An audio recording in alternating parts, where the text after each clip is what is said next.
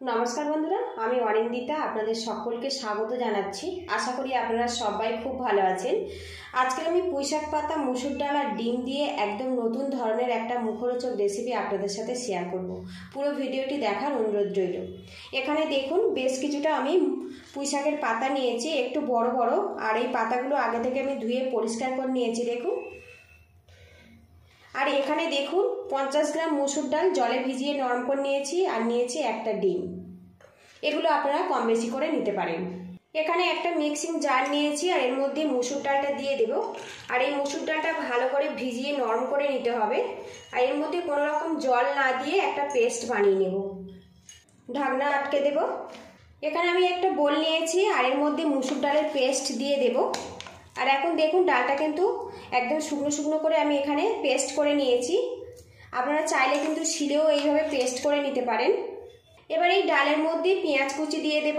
এখানে আমি একটা মিডিয়াম সাইজের পেঁয়াজ পাতলা করে কেটে নিয়েছি, সেটা এর মধ্যে আমি দিয়ে দিলাম।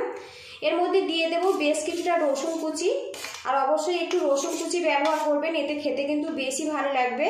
এবারে এখানে কাঁচা পাকা লঙ্কা ছোট ছোট করে কুচিয়ে নিয়েছি, দিয়ে দিলাম।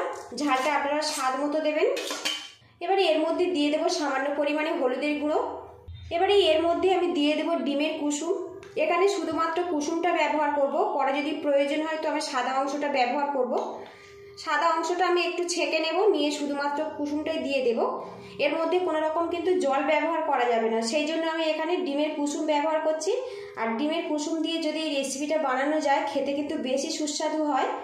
এবারে এখানে পুঁইশাক পাতা দেখুন একদম ছোট ছোট করে কুচিয়ে নিয়েছি, আর এখানে আমি 10 পিস পাতা নিয়েছি, আর এর মাঝে যে মোটা ডাঁটাগুলো ওটা আমি বাদ দিয়েছি। এবারে এখানে 1 চামচ পরিমাণে কালো জিরে দিয়ে দেব, স্বাদ মতো লবণ দিয়ে দেব। আপনারা চান তো গুঁড়ো লঙ্কাও ব্যবহার করতে পারেন, আমি এখানে কাঁচা লঙ্কার পরিমাণটা বেশি দিয়েছি, সেই জন্য আর গুঁড়ো লঙ্কা ব্যবহার করব না। এবারে এগুলো হাত দিয়ে বেশ ম্যাশ করে করে ভালো করে মাখিয়ে নিতে হবে। আর বন্ধুরা, আপনাদের কাছে রিকোয়েস্ট রইল চ্যানেলটিকে অবশ্যই সাবস্ক্রাইব করে চ্যানেলের পাশে থাকবেন। ভিডিওটি ভালো লাগলে একটা লাইক দিয়ে দেবেন, যতটা সম্ভব শেয়ার করে অন্যজনকে দেখার সুযোগ করে দেবেন। একদম সুন্দর করে কিন্তু মাখিয়ে নিতে হবে। দেখুন মিশ্রণটা কিন্তু রেডি হয়ে গেছে। পুঁইশাক পাতা কাটলে কিন্তু অনেক বেশি লালা, আর এর মধ্যে যদি জল ব্যবহার করা যায় তাহলে কিন্তু এই রেসিপিটা মুচমুচেভাবে তৈরি হবে না।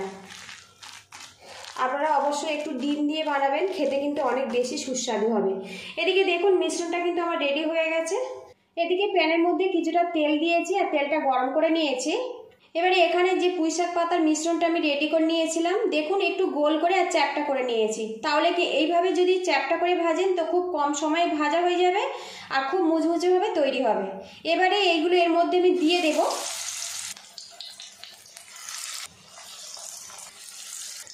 দুটো ব্যাচে আমি বড়াগুলো ভেজে নেব।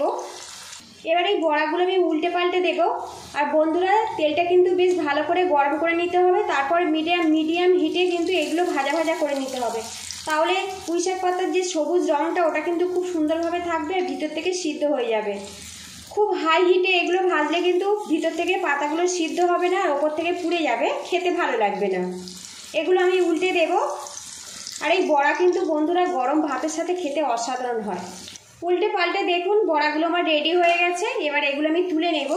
এর মধ্যে যেহেতু ডিম দেওয়া আছে, খুব কম তেলে কিন্তু এগুলো রেডি হয়ে যায়, আর ওপর থেকে কিন্তু খুব মুচমুচেভাবে তৈরি হয়েছে, আর ভিতর থেকে কিন্তু খুব সুন্দরভাবে এটা কুক হয়ে গেছে। এবার এগুলো আমি নামিয়ে নেব। বাকিগুলো আমি একইভাবে ফ্রাই করে নেব। পুঁইশাক পাতার এই রেসিপিটা দেখুন বন্ধুরা কত সুন্দরভাবে এটা রেডি হয়েছে, দেখলেই কিন্তু জিভে জল চলে আসবে। এই রেসিপিটা কিন্তু আপনারা শসার সাথেও পরিবেশন করতে পারেন, কিংবা গরম ভাতের প্রথম পাতেও পরিবেশন করতে পারেন। এতটাই টেস্টি যে এইরকম দুটো বড়া হলে কিন্তু পুরো ভাতটাই খাওয়া হয়ে যাবে।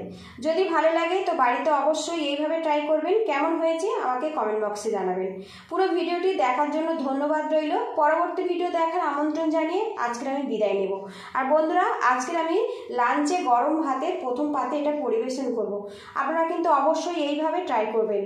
তো আপনাদের আমি দেখাবো বড়াগুলো কত মুচমুচেভাবে তৈরি হয়েছে, আর এই বড়াগুলো কিন্তু অবশ্যই গরম গরম পরিবেশন করবেন, তবে কিন্তু খেতে ভালো লাগবে। এখানে যেহেতু ডিম আর মসুর ডাল দিয়ে বানিয়েছি, এটা কিন্তু অনেক বেশি মুচমুচেভাবে তৈরি হয়েছে। দেখুন শব্দ শুনে বুঝতে পারছেন। আর খেতে কিন্তু সত্যি অসাধারণ হয়।